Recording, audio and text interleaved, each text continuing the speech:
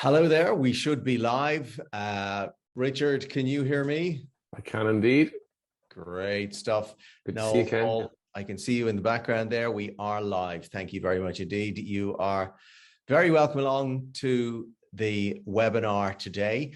My name is Kenn Joyce with Alienated Children First. We are simply a group of parents with no money or funding, and we're in search of professionals and legislators, and indeed sponsorship if it's available, to stop parental alienation abuse. That's our mandate. It's described as an insidious and one of the cruelest forms of child abuse, and there'll be a few that would disagree with that. We wish to differentiate first and foremost between parental alienation and legitimate rejection of parents, which happens when a parent deserves the loss of their child, if you like, as a result of bad behavior. We do consider parental alienation to be a form of domestic abuse because, if you like, the child is weaponized and used by one of the spouses to injure the other.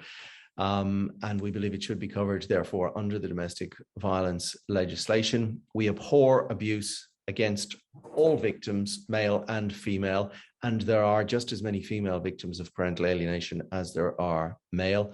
And we despise false allegations of parental alienation, and we do not, under any circumstances, countenance that. To help us on our journey tonight, we're joined by Richard Hogan. Richard co-presents on the popular television show Eating with the Enemy on Virgin Media. Richard is a systemically trained family psychotherapist, and he'll be giving us advice on how to parent positively and how parents can take care of themselves in their own trauma. It's a very abusive situation for the targeted parents as well, where their children have been turned against them, even to hate their parents. A very strong word, but it unfortunately is the end result in many sad cases. Parents are deliberately obstructed from having a normal, loving relationship with their child, neither in the child's interests, nor the parents, nor anybody else's. It will lead to the alienated themselves often becoming the target of the child's dissatisfaction in later life. There are no winners in this one. Back to Richard to answer all our problems tonight, hopefully. As I say, Richard's a registered member of the Family Therapy Association of Ireland. Richard writes for the Irish Examiner, and in his Thursday column, he explores mental health issues with teenagers, couples, and families. And he was one of the first, in fact, to cover parental alienation, as he has done since on many occasions. His latest book, Parenting with the Screenager, we will touch on, tells a little about how you can cope with the kids that grow up in this era of constantly on the telephone and WhatsApping and the various not to be mentioned Chinese platforms that children use by way of social media. Richard Hogan, it's a pleasure to have you along today. Great to see you, Ken. Thanks for having me. Tell me, where did you come across parental alienation in the first place, Richard? Yeah, because it's something, and it's one of your participants asked the question, should this be trained? Should this be in the training? And there's a lot of things that should be in your training as a psychologist and psychotherapist and psychiatrist. And I did not come across this in my training whatsoever. I first came across this, Ken, as a teacher. Many years ago, I started my career teaching. And I noticed very early on as a young teacher in my 20s, there's an inherent bias here in this system of education where, you know, fathers, this is my experience now. I'm not saying it's just fathers, but I'm just giving you my lived experience of this. Fathers would not be included in conversations about a child. And I used to ask the management, where's the dad in this conversation? I mean, he's a pretty important stakeholder in all of this. So why isn't he here? And I get pretty quick told, none of your business, and we're dealing with mom, and that's the way it's going to be. And often I heard like really negative things about dad. Dad's an alcoholic, dad's abusive, dad. And I was like, geez, that's a very I've always had that psychology part to me. That's a very, very heavy label to give somebody when we've never actually met them as a school system. It's a pretty heavy thing to say about somebody. I mean, somebody could say that about me, and he's an abusive alcoholic, and all of a sudden you're diminished and nobody takes your point of view. And I was thinking this in my early 20s as a teacher. And then I retrained and started to do systemic family psychotherapy. And in that training, there was no conversations around alienation. That wasn't the word I ever really had heard about. My own parents separated when I was 17, 18. It was a messy old divorce. I've yet to come across a one that's not so messy. In my work as a clinician and in my personal life and in my work with teenagers and in schools, they were always high conflicted, difficult things to manage. And the research I was reading was always saying that separation itself doesn't damage children. It's the conduct of the parents and the lead up to and the aftermath of separation. I certainly saw that. I have seen, in the minority, some separations that were much more successful and less conflicted than others. But as a clinician then working in psychotherapy, I came very quick in my training year, in my internship with an organization, I came very quickly into alienation. And I was really struck by it. Sorry, Ken, your volume is off there. You're going back to what time frame is this? What year? Oh, we're talking 10 years ago. Okay, so the end of the noughties and in around there, but later, maybe 8 years ago, around there. And was it your experience then, Richard, that parental alienation is a dynamic equally distributed amongst the sexes, contrary to your original opinion? I'd have to be honest and say no. I'm saying from my point of view, right, my perspective. Of course, I have worked with terrible stories where women have been alienated. I have absolutely worked that, but maybe it's because of my gender. Maybe that's a thing that men might come to me more. But to be honest, most of my experience would be with fathers, and that's not me saying that it doesn't happen to women. Please don't hear that. I have worked with one really difficult case over the last year where a mother was been really terribly alienated from her children by her ex-partner, her ex-husband, and the kids were just being like coerced into this narrative, and it was just so terrible to work with. And and Ken, it's something that I think needs to get taught in the training. I found it, and I still find it incredibly hard to work with. I find it, out of all the things you deal with as a psychotherapist and a clinician, alienation for me is the one that I find it hard to tune it out. I find it hard to let it go. I find it hard not to be with me and my own family. I find it hard to compartmentalize it, because you see, first of all, the absolute annihilation of a family, and you meet a family that's most vulnerable. And then I think another part that really gets to me is the court system and the financial burden that's placed on people who are really struggling. And I see the way it's designed to bleed a family out. And I just find the whole area around this is just incredibly draining and problematic for everybody involved. But I suppose not everybody. Some people are profiting off it. But well, on that, cui bono? Say again? Cui bono? Who benefits from this? Well, I would say lawyers benefit from this. Right. Would it be cynical to say follow the money? I would certainly have heard that type of talk, from lawyers. There's a big pot there. You'd hear that kind of talk, and it's terrible. I'm not somebody who's motivated by money, and money. Of course, we all need money to survive and pay for our bills and pay for our family. But there's that, and then there's something else. And I've noticed with alienation that there's often very much something else present there, which is like, keep this thing going as long as possible, because there's huge money there, and we could just we can live off this thing. And it's very difficult to experience that and to see a family and the kid, of course, the kids, but it's the entire family. Watch the whole family suffer. So is parental alienation then something which is more prevalent amongst the wealthy? Well, I think it's a good question. I don't think it's more prevalent amongst the wealthy, but I think probably wealthier people are in the court system longer. They're with their lawyer. They have their lawyers because they can afford to have their lawyer longer. I think there's definitely that. I don't think it's just consigned to middle to upper class, but I think that's where lawyers make their money. If you don't have money, lawyers will not want to deal with you. Of course, it's a business like that and all the rest of it. But generally, I do think it's more protracted when there's more wealth there. I know it's a controversial thing to say, but I've kind of noticed that myself. Look, it's a reality of life. Everyone's trying to provide for their own families, and the way that lawyers do it, I guess, is by charging billable hours. And if you can provide some of those, then it's very difficult to say, well, thanks very much, but I don't want your money, I would imagine. It puts them in very difficult positions often. And I've no doubt that there are a lot of very ethical lawyers who... And there are, and I have to say that I've met so many scrupulous lawyers who are really genuinely interested in the family.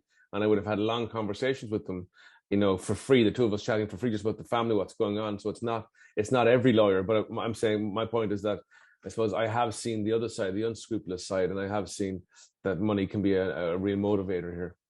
Yeah.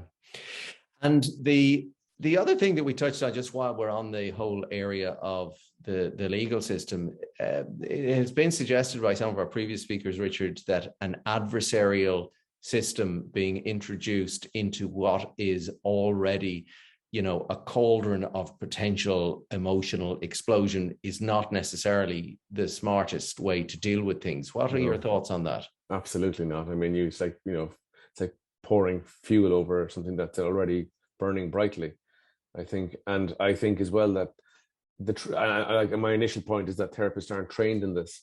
And I think that therapy traditionally is built around the premise of cause and effect and that kind of stuff. And I think therapy traditionally, more than likely, I think in my experience, makes parental alienation worse. And it alienates the father more, or the mother, whoever's been alienated. This is therapy introduced with a view to ending parental alienation.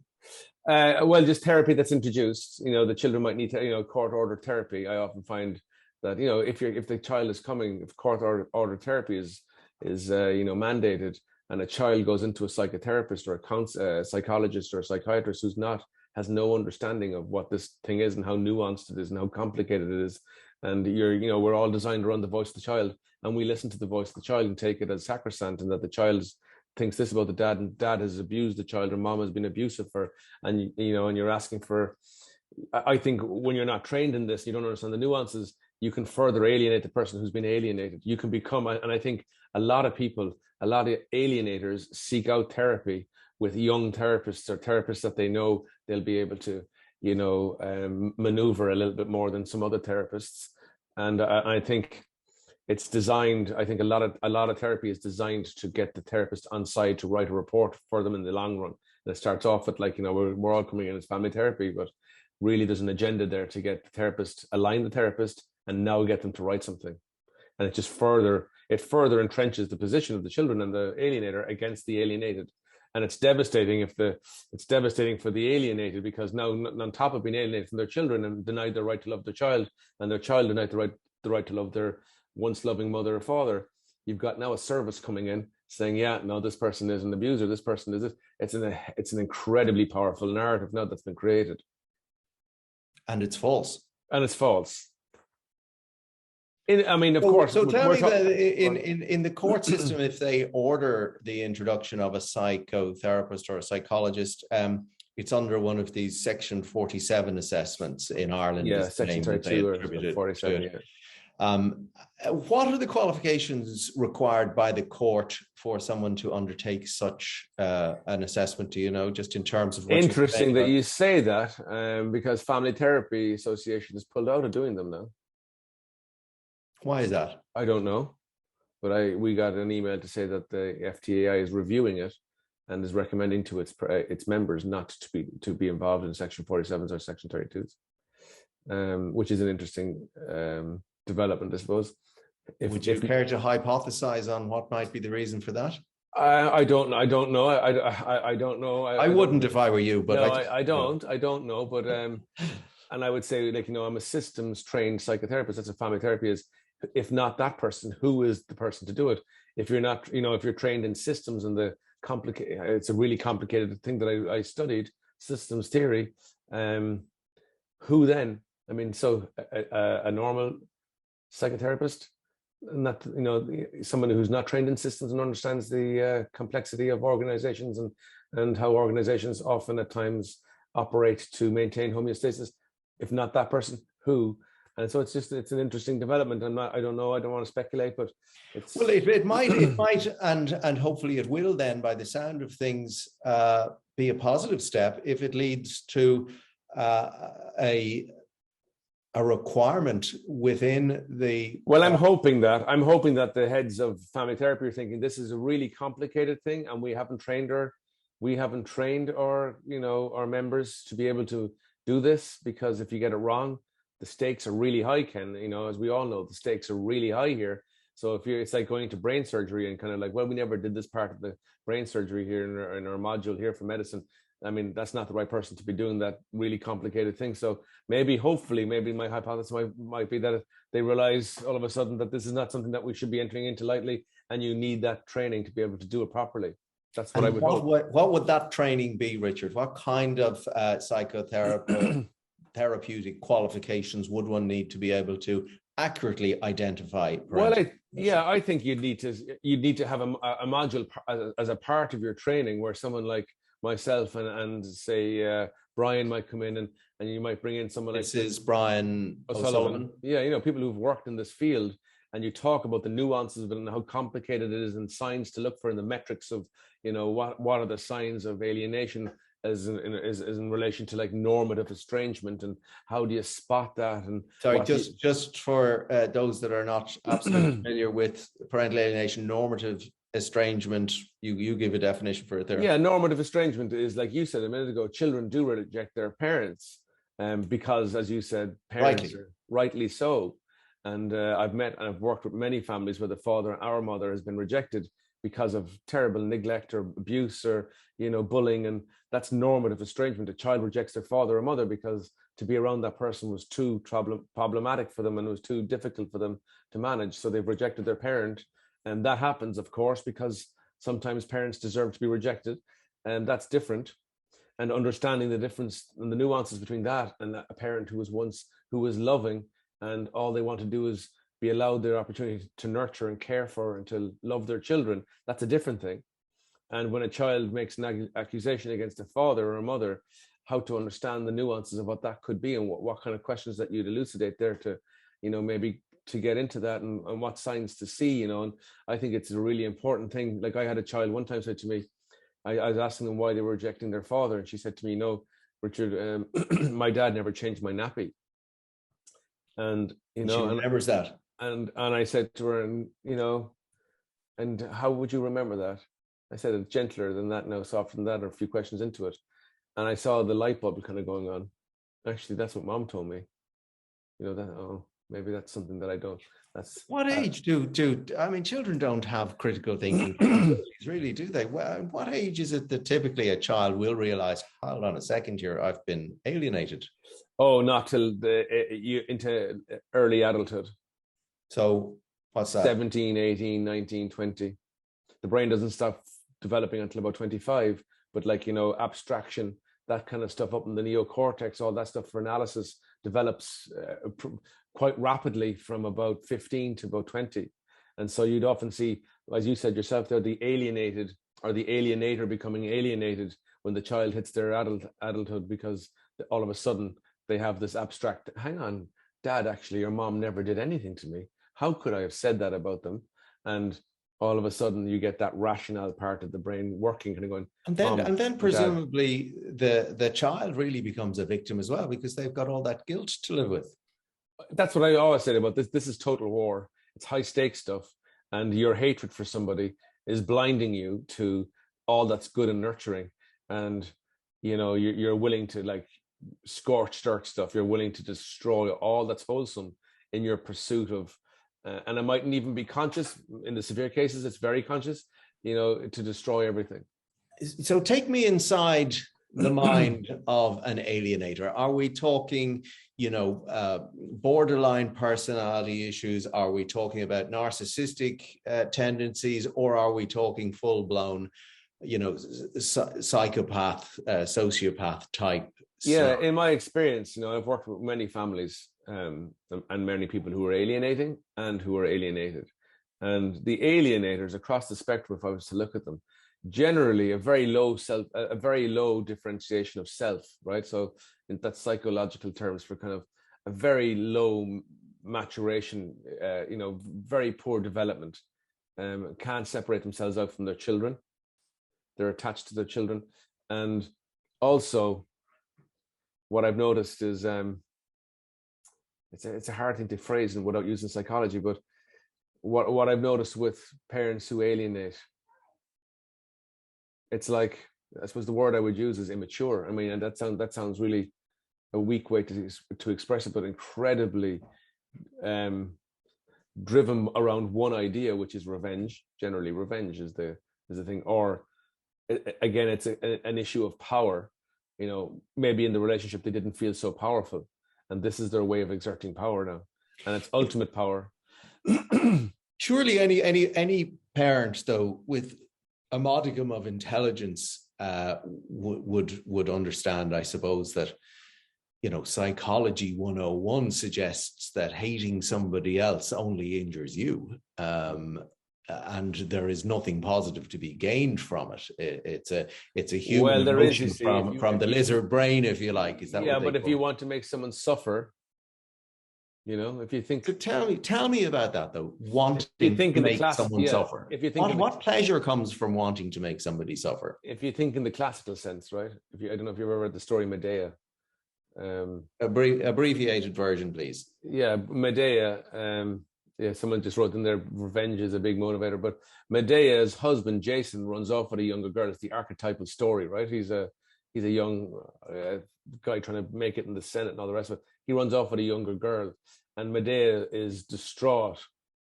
She's distraught, and she's wondering how can she pay this guy back? And she decides to kill her kids. The only way she can get him back is to destroy his children. And so she's willing to sacrifice the children for vengeance.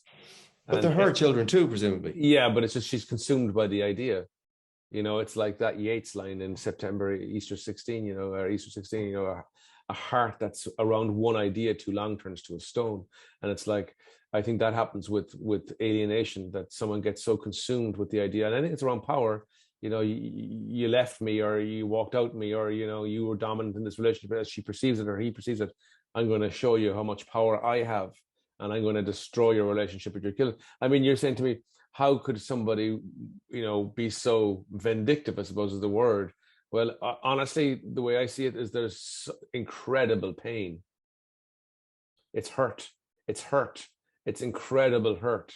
And Medea, yeah, you're spelling it right there, Madea. Medea, it's incredible hurt. But does it bring pleasure, or does it bring some kind of sense of satisfaction, or what does it bring for the alienator?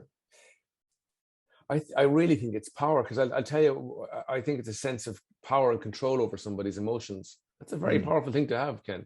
If I can control your emotions, I've had a couple of people who were alienating their partner, and this will show you the motivation. And it all kind of broke down. The therapy, because generally it's designed to break down. It's not, especially if you're trying to bring around change. The alienator will pretend they want change, and so when you get to change and you get close to change, the whole thing collapses, right? Because they don't want change at all. They don't want to bring the partner in. They're only pretending to want change, because they're very happy with what they're doing, but they don't want to be seen to be the baddie. They're like, yes, I'm open to change. So they know they're the baddie then. Yeah, well, baddie is the wrong word, but they don't want to be seen to be the one alienating. They want it to be the children are the ones doing this, not me. But why is it that they don't want to be seen to be doing what they're doing if they believe what they're doing is the right thing to do? They don't believe what they're doing is the right thing to do. I don't believe they do. But so they know very well that what they're doing is wrong. They're blinded by power. But my point is this: what I've often noticed is that when the relationship is separated and someone's got control of the alienated parent and they're alienate them, I've noticed in the last number of years, when that alienated parent has a child, it sends the alienator into an incredible spiral because they're losing power. Do you get what I'm saying?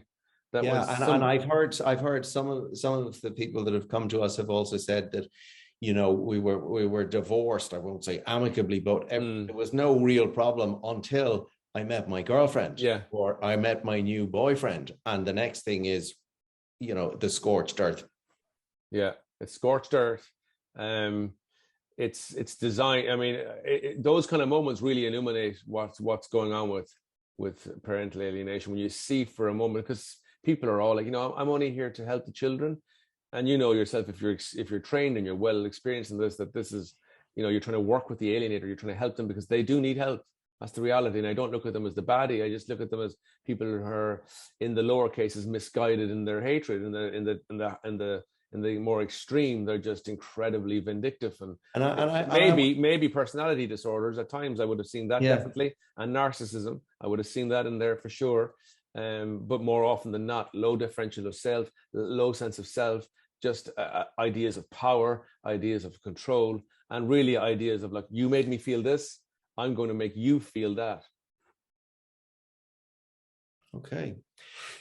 I want to come back to the actual definition that you would put on, right? We've realized now that the person doing the damage here, the alienator, knows that they are doing damage. That's acceptable. In the extreme, I've met cases where they weren't really aware that they actually thought they were doing a good thing. Well, they thought that they thought that dad was not in general. That's I don't want to be gender biased here, but this is I'm talking about my own clinical practice here. And I have worked with mothers who've been alienated, but generally, in the lower cases, they didn't realize what they were saying was feeding into their children. And so I was working with them to kind of understand what they say is incredibly important for how their children view dad, because they're the primary caregiver, and the kids are upset that dad has left, and that's generally what's happened, and met somebody else, or left the family. And so when you speak negatively about dad, it feeds into how the children. And so when the children say they don't want to be with dad, they're echoing what you said earlier in a different way, and so you feed it. And then so they didn't really understand that they were caught in this pattern with the child. That's in the lower cases. On the higher cases, they're very clear about what they're doing. They're out to destroy, scorched earth, just get rid of all that's good and wholesome and destroy and make somebody. Two questions then. First of all, what is the reason that these people who are burning and pillaging everything in sight, including their own children, suffering themselves as a result of the hatred that they are trying to put somebody else through, what is the clinical name for somebody that behaves like that? Is it sociopath? Is it psychopath? Is it someone that has no emotion? I don't mean somebody going around murdering people in Colombo. Answer that question for me. Well, first. To be honest, you see, I wouldn't ever go into such a linear. I don't mean that the way you asked that as such a reductionist way of looking at human behavior. I mean, I'd have to sit with somebody to really understand that. So they change. It varies. It varies, and most of us, we're all human beings, and it's much more complicated. And the reality is, we all potentially have hurt enough, Ken, and to be not so well developed emotionally, and your maturation to be quite diminished. I think you've got the perfect storm for someone to do something really maladaptive. You mentioned that before, and I think that's a very interesting point, Richard. Not terribly mature. It's been suggested by other speakers and indeed peer-reviewed academics in the area that those who are abused become abusers. Does that stunt the emotional growth of which you speak, the maturity? Yeah, I think so. I do. I think so. Generally, from my experience and my research with alienators, something traumatic has happened in their own childhood. Something has happened. That's why I'm saying about reducing it down to something as easy as saying sociopathic or whatever. And I think it's far more complicated than that. And I'm just actually thinking of one alienator now that I worked with recently enough, and there was a lot of trauma in her life, and this was her way of. It's a maladaptive response to a negative, somebody leaving you. This is another person has left me kind of thing. And it brings up all this trauma that they've had in their childhood. And so to satiate that, I'm going to make you feel like I feel now. You're the cause of all the trauma in my life. And it's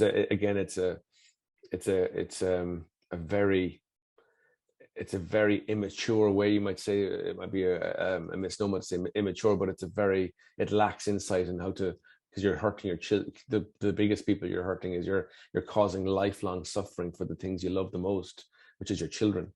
They are going to suffer. This is going to last. This isn't something that, you know, they get over when they hit 20 and they start off. This is going to last with them for their life. I mean, you change. And do alienators realize that, do you think? I you know, I don't know. I've had these conversations with alienators, and sometimes you're talking to people who are just not listening to you. You know, they just don't want to hear it. They're just so blinded by what they want to do. They might have personality disorders. They might find, and I've worked definitely with alienators who've had personality disorders, so they find it very difficult to empathize with other people. So their empathy would be very low. I mean, so that's a psychopath then, is it? Well, no, it's not, to see. It might be just somebody that doesn't empathize with others. Well, that's zero empathy, but I mean, it depends what they do with that. Psychopathic might be, you know, that they might actually scream of the murderers on the TV programs and that kind of stuff. Psychopathic might be that the only feeling they get is the emotion when somebody is dying, kind of thing, you know. Wow.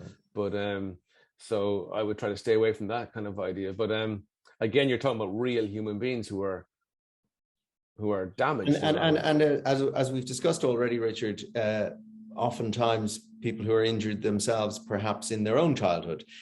So you've explained that this causes them to have stunted emotional maturity.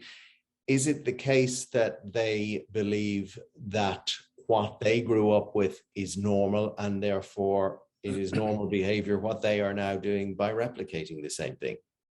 Yeah, well, that happens to all of us, in hopefully in a good way, but generally, you know, it happens in a negative way too. We accept the reality we're born into, as it says in the movie Truman, you know, when he's the Truman Show, you know, he's born into this, the producer says, well, this is the reality we were born into, and we accept that. And children are born into realities all the time, and how they come to think about the way they think about themselves and the world that they live in is through the families that they come out of. And often those families are dysfunctional. Often those families are incredibly negative. And so generally have two responses to that. Generally would be to replicate the chaos that you have existed in, or become incredibly controlling, because the reality that you've been has been so out of control. And so, yes, of course, people who grew up in dysfunction replicate the dysfunction because it's what's known to them. It's their known reality. So they go looking for partners generally who are dysfunctional. We've had a look at the mindset of the alienator. Let's say I am an alienated parent. Two main concerns I have. First and foremost, I have to put on my own seatbelt first, because I'm no use to anybody if I fall off the perch. And secondly, I have to find some way of dealing with my children who are not treating me in a normative, to use the correct word, I believe, way. Could you touch on those two for us, Richard, starting with the first? Yeah, well, first of all, you know, alienation is designed, I think, to annihilate the spirit of the person being alienated. It's designed to annihilate their financial health, their physical health, you know, it's designed to annihilate spiritual health. I think it's just designed to, and I've seen the alienator trying to drive this and kind of like, why won't he just go away? You know, why won't this thing just end? Why won't he just accept this and move away and just leave us alone? So it's designed for that. I think it's designed for the total, you know, erosion of someone's spirit. And I think, and I would say to people who listen to this tonight who have been alienated, you never give up. You never give up on your kids, because they will come good in the end. They will. I know it's a long road, but they will turn around. All the research shows it's quite, the prognosis on this thing is actually very. You know, the question that's going to come up on the screen now is when? I know, but the prognosis is very good. The prognosis. And is this from the age of 17, 18? Yeah, from onwards. Yeah.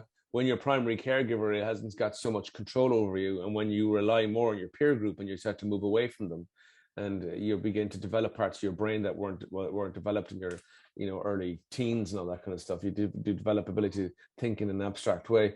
The prognosis is very good. And Well, so, look, that's a very helpful thing for people to realize, that there is an end game in sight here.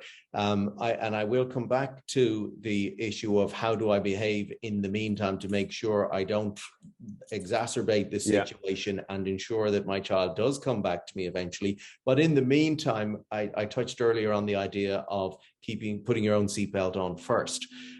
What kind of things do parents, or should parents, in your opinion, who are parentally alienated themselves from their children, suffering hugely, I would imagine. I mean, it's one of the most intrinsic things that we as human beings do, is to rear our children. Many scientists would say we really don't know why we're here yet. From a philosophical point of view, we have no idea what we're doing here. All we can do is just pass our genes down, and hopefully at some stage a eureka moment will occur, or we will discover, or we will become sufficiently intelligent to realize what our real function on this planet is, or on any other planets we might be on. Can you touch on that one for me? Well, to answer that question, because it's nicely put there, Ken, I think personally our real function is here, which is the terrible thing about alienation, which is it illuminates and brings into focus just how terrible alienation is. I think our real purpose here is to love our family and to be loved with our children, and for our children to love us. I think that's all we know at this stage. Yeah. So based on that, I agree with and that. That's taken away. How do you exactly? And I would say to you also, that isolation and being rejected physically hurts us. Science would show us that, neuroscience would show us that to get rejected is a physical pain. And there's huge studies carried out in America by a guy called Lieberman and Heisenberger. They carried out a huge study about what does rejection do to the neuroscience here, what happens to your brain when you're rejected. And they found out that the same portion of the brain, the anterior cingulate cortex, the same portion of the brain fires when you hit your hand with a hammer.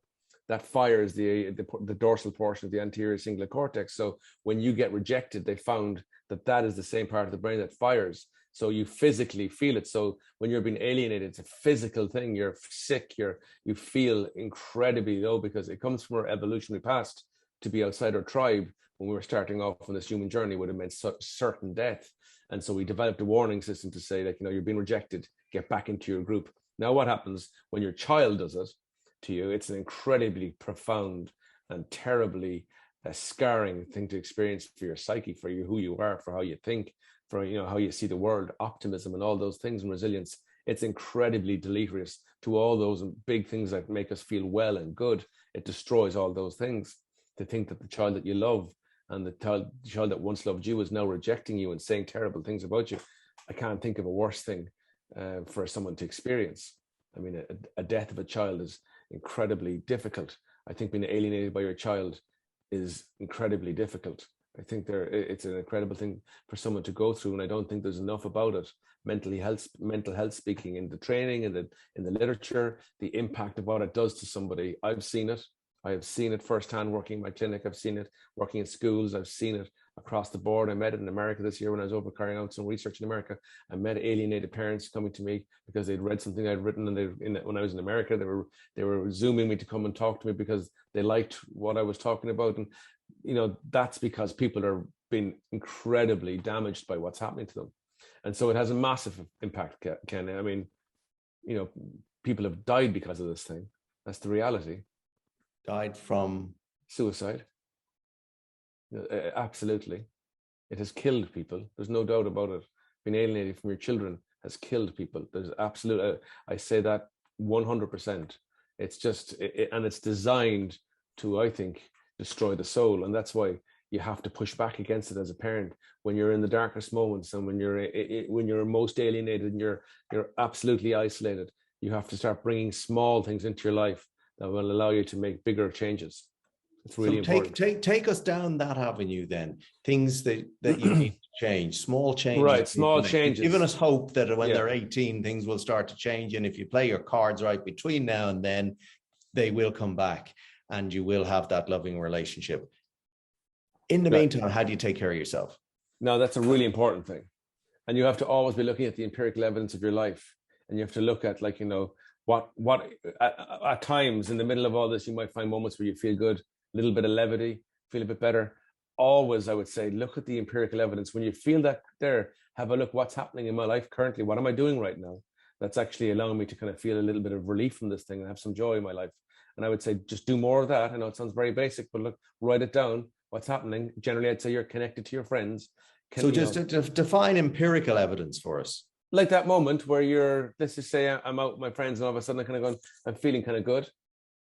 And like empirical evidence is like, what's going on? Stop. Something you can see and touch. Something that you can look around and say, why am I feeling good right now? And I generally would say it's because you're feeling connected to somebody. You're feeling connected to your, whoever it is, your friends, maybe your extended family, whatever it is. Look at that evidence of your life and say, what's going on here that I feel good? And write it down. I feel better when I'm more connected with my friends. When I go for a run, when I go to the, whatever it is, when I meet my friends, then we go to the pub or whatever it is, do more of that. Whatever makes you happier, because it's really difficult. It is really difficult to mind your mental health in the middle of something like this, because it's designed to destroy your mental health. And so you have to compartmentalize. You've mentioned that word designed a few times. It sounds almost construed. Well, that's what alienation... As opposed to evolved, I mean. Yeah, well, I think if we're talking about it in the extreme, it is construed. In my experience, the person alienating in the extreme now is absolutely very clear about what they're doing, and it's working, and they're going to do more of it.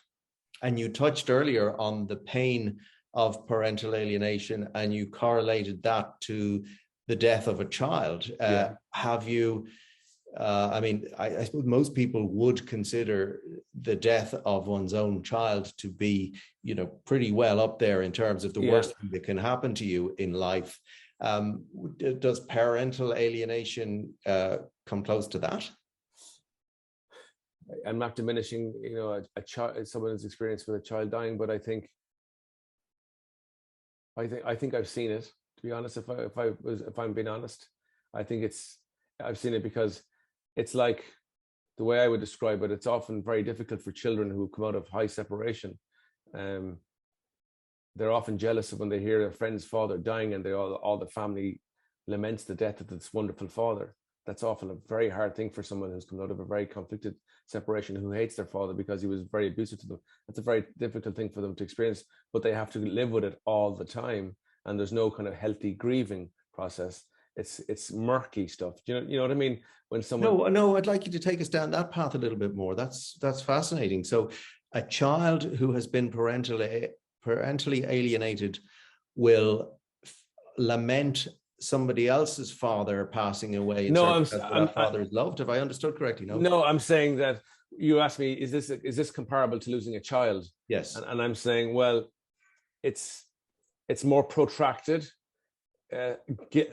Grief allows us to move through things in a healthy way, and alienation is murky, and it's like there's no health in here, there's no process here for getting through it, because it's just so protracted. It's ongoing. You don't know what's happening to you. You're adrift all the time. You've no line on the horizon, and often you've been accused of sexual harassment, or you've been accused of terrible things, and so people are generally...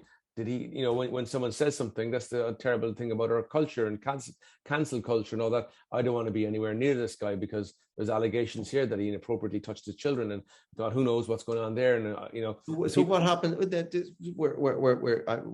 We're kind of touching on so many fascinating areas here. Just on that one alone, this business of being incorrectly accused of abusing your own child. And I imagine that, if a father goes around and says the mother was inappropriately touching one of our children, and that's why I don't let her see the kids anymore, nobody's going to go and tell the mother that. She's just going to find suddenly she's being ostracized and not know why.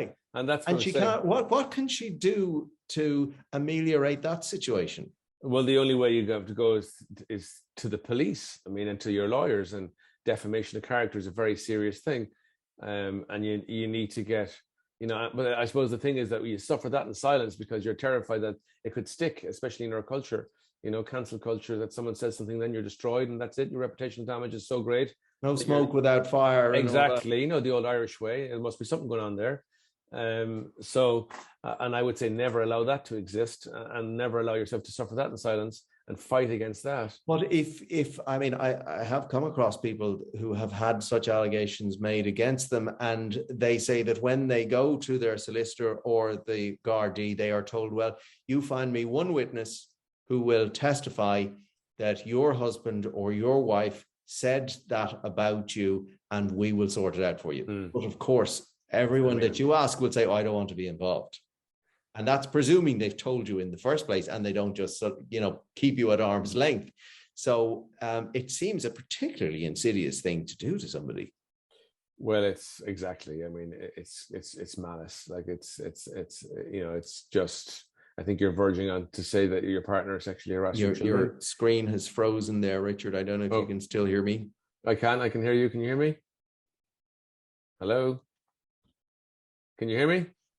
You're back again. Yes, you dropped out for a minute there. You got as far as it's malice. Yeah, it's malice. I mean, to accuse somebody in the wrong of sexual harassment or sexual, misconduct or pedophilia. I mean, I think that is a particularly heinous thing. And I think we shouldn't accept that, because when someone does that, now I've met people who have been abused, of course, my work. I mean, when you do that, you diminish everybody's experience. You also diminish the chance that someone's going to make a disclosure about it, because, I mean, all making false allegations is an incredibly heinous thing. And we should frown upon it. That should be something that's taken much more seriously, so someone thinks twice about doing it. If I get caught making this false allegation, I'm going to be really punished by the law. But we don't. It's a very, it's something that's not dealt with seriously enough, I don't think. For you to be accused by the police, and I suppose by not dealing with it, the courts endorse it. Yeah, I think so, and it allows it to be. And it should not be allowed to be, because it has such a wide impact on society. I could wax lyrical with you for hours and hours, Richard. It's just such a fascinating area. But we do have a bunch of listeners' questions, which I wanted to run past you. Sure. Before I'll come back at the very end to what is probably the substantive issue here, which is what, as an alienated parent, can I do when I see my kid to ameliorate the situation? And we did have Amy Baker last week discussing that in some detail with us as well. So it'd be great to get your thoughts on it. But firstly, just a couple of questions that I think might be appropriate. Can an alienated father arrange a consultation with an approved counsellor for himself and his 17-year-old to try and improve the relationship? Well, he can, but the likelihood of getting engagement is probably low, maybe. So it's a futile exercise. It can. I've seen it over the years. It can be a futile exercise. I've also seen it work when, over the years they've come to me, the fathers come to me to set it up and all that kind of stuff, and it has worked. But again, it takes a bit of buy-in from the kid, from the child. And presumably a therapist with the appropriate experience, as you alluded to earlier on. Yeah, I know, exactly. And I would be I'm saying to people out there, and I'm not pushing myself here at all, because I'm absolutely out the door. So I'm not looking for business here at all. I've come on this to talk because I know how terrible this thing is, and I want to give people some of my insights into it. And I would say to you out there listening, make sure you pick the right. I've heard it so much, Ken. I mean, my God, the most. How does a non-professional know how to pick the right professional? I'd ask them questions about it before you go in. I'd ask them questions. What do they understand about this, and what do they understand about alienation, and what are they feeling? I mean, a lot of times you go into a therapist and you meet gender bias. You meet very narrow ideas, and very restricting, and it worsens the situation. And so I would be very careful. Personally, I would be very careful anyway about who I go to see. There's a lot of people out there who are not trained, who are just, who it's not regulated enough yet. Does the Family Therapy Association that you mentioned earlier on, do they have a register of parentally alienated, qualified therapists? They have a list of. They refer people, or who would you go to for a referral to a suitably qualified person? Well, you'd have to look around. Where? You have to go Googling it, therapists who deal with parental alienation. Okay. If you went onto the Family Therapy Association, they tell you what they do. Each therapist would say, I deal with sexual blah, blah, I deal with this and sleep. Okay. they'd have a list of the things that they deal you with. Could find, so you could whittle them out that way then. Great, thank you for that, Richard. The next one is, could Richard address the nuances of family relationships affected by addiction? Say that again, sorry, Ken, I was just reading it. Could Richard address the nuances of family relationships affected by addiction? Yeah, and it is very nuanced, and I think addiction can impact a life. I mean, over the span of a life. Addiction can, if you grow up in addiction, and I'm looking through the eyes of the child here, if you grow up in addiction, it changes how you talk to yourself, it changes how you see the world, it also changes your levels of optimism and your resilience. I think it can make you, it can impact you, it can make you think about who you marry, the person you bring into your life. I think you can replicate that very quickly in your life. You can move back into dysfunction. I often work with people who come out of addiction and they find it hard to sit in my clinic in the quiet space. They find that hard because they're so used to chaos. They're so used to windows breaking. They're so used to, like, you know, inconsistency of behaviors, which is alcoholism. You know, you're inconsistent as a person when you're an alcoholic. There's no real solid sense of self. You fly off the handle. You're irritable. And then you go off alcohol and you're a dry drunk and you can't sleep. And so someone's living in constant flux and terror. And it just has a huge impact. And I think from siblings, it often causes siblings, in my experience, to avoid each other later on in life, that they don't want to be around each other because it brings up all the pain of the dysfunction that they grew up in. So it's far-reaching addiction. We heard earlier on, just in touching on that very lightly, from Dr. Craig Childress, who told us that, in fact, the long-term pain of any kind of abuse is the same. In other words, parental alienation abuse will have the same effect on a child as a child who has been physically abused, which I mean, I still have to. I have difficulty with that one too, but I've heard that over the years, that abuse is abuse, and that the impact and the effects are lifelong, and they're comparably equal.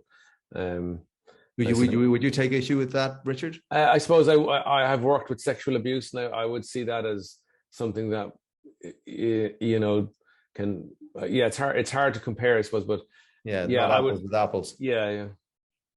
The next question is, does Richard believe that parental alienation training should be made mandatory for those professionals working with and making decisions on child arrangements? Absolutely.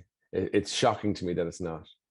And I hear, and I've read other people's, because of, you know, camera rule and all that. I've read other people's reports, and I'm reading. In-camera rule is the rule forbidding people talking about things that happen in court, isn't it? Exactly. Yeah. So for the in-camera rule, as a result of that, I might be able to get, you know, when I'm doing my report, I'll be given another person's report and I'll read it, and I'm thinking, oh my God, how the hell did they come to this conclusion? This is like a real lack of insight and a lack of, like, you know, intellect as well on top of it all. It's incredibly linear, and it's reducing someone down to like the role of baddie and the other person is the role of goodie. There's no context to what's going on here at all. It's just so great. It's just incredibly, like, you know, it's just lacking all things that you do as a psychotherapist and a counselor and a psychologist. It's just lacking any insights, and that's what I would say there. Yeah, so I think training is vitally important, but again, why are people, you can hear my own daughter here, she's sick at the moment, so she's shouting here in the background, but you can hear, you notice that there's a reluctance, I think, to train people. I think there's a reluctance to accept that this thing exists, and that's the first thing that we need to get over, the stigma around it, and actually embrace and say this thing does exist. Of course there are people who are, you know, estranged from their families, of course they are, and they're rightly so because they're abusive or whatever. But there are also loving people. Is there, as you just said, there a reluctance to accept that this exists? I think it's because it's so complicated. People just don't want to deal with it. Or so is physics, but people still believe it. I know, absolutely, me too. You know, but I think that's probably it. And if you, I've got some insights into it that I don't probably want to, you know, say here, but I do feel that there is a resistance to really look at this thing and provide training around it. Interesting, and conversation for another day too. It's a whole can of worms we could touch on there, I'm sure. Hi, Richard. I haven't seen my son in over a year, and my access with my daughter is extremely controlled. I can't even take her with me either. Their mother and grandparents are all alienators. Even if I do go back to court, how do I know this won't keep on continuing? This has been so traumatic for myself and my family, especially my mum and grandma. We really need help. It's a common story, isn't it? It is a very common story, and it's terribly sad. I mean, that's why I agreed to come on here and talk to you, Ken, because it is so sad, and it's an important thing to talk about. Well, let's cut to the most productive thing that you can possibly do in the 5 or so minutes we have left, Richard, which is general tips that you can give alienated parents, grandparents, aunties and uncles when they do come in contact with an alienated child who may be very nasty to them. What are the do's and don'ts there? The first thing is to see the child's behavior as a symptom of the abuse. Right, so it's very easy to take a child's behavior as personal and leave that situation incredibly upset and defaulted, but just see their behavior as a result of the abuse that they're experiencing. Right, and so that behavior isn't who they are or what they're about. It's a symptom, a product of what's going on in their life currently. So your daughter telling you, "I hate you, Dad," doesn't mean the daughter hates you. It means the daughter's being abused. Yeah, exactly. Try to see that as your daughter needing help more than your daughter being nasty to you.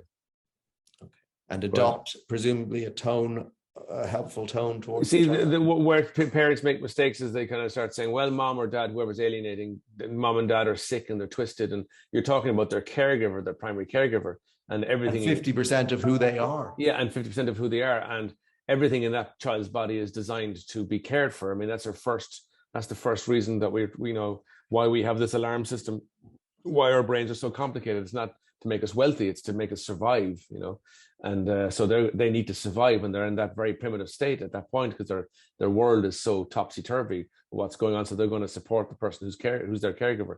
So don't say anything bad about the caregiver.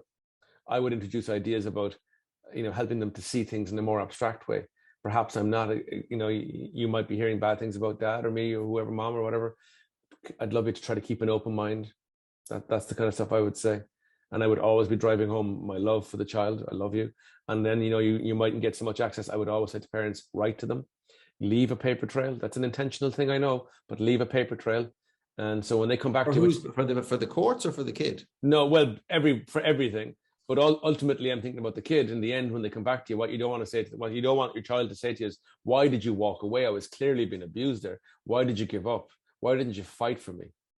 And, you want to be able to say, "I wrote to you every month. I wrote to you every week, whatever. I wrote to you. I never gave up. I just wasn't able to get there. I just was being rejected, but I wrote to you. I never stopped thinking about you." And oftentimes, of course, the kids won't receive the mail when it's sent. Of course not. But then you keep everything. You keep everything. You keep copies of everything. Yeah, you keep copies of everything you send. And I would always try to be, prove to the child that what's been said about you is not wrong by your behavior with the child. If you're shouting at the child saying, "Stop telling me you fucking hate me," if you're doing that stuff with your child, you're actually reinforcing what's been said about you. You're behaving in a way the child perceives as what the alienator says about you. Yeah, exactly. So you're trying to be incongruent to the message. It's such a fascinating subject, Richard. I know you are stuck for time and Indeed. We have to draw to an end there, unfortunately. But thank you so much for being with us this evening. It's been an absolutely fascinating conversation, one which could go on much, much longer. If people want to find out about your book or your work, they can go to the therapyinstitute.ie. Sure, and they can join me on Instagram as well. Instagram. What's official, your handle on Instagram? At official Richard Hogan. Official Richard Hogan. Yeah, and I upload a lot of content on there about parenting and all that kind of stuff. So there's a lot of free content on there. Brilliant. Richard, it's been an absolute pleasure. Thank you so much for your time today. Really, really appreciate it. On behalf of Alienated Children First, I'm Kenn Joyce. Do tune in next time. I hope this has been of some benefit to you and that we'll see you again soon. Thanks, Ken. Cheers, Richard. Thank you. Bye, guys.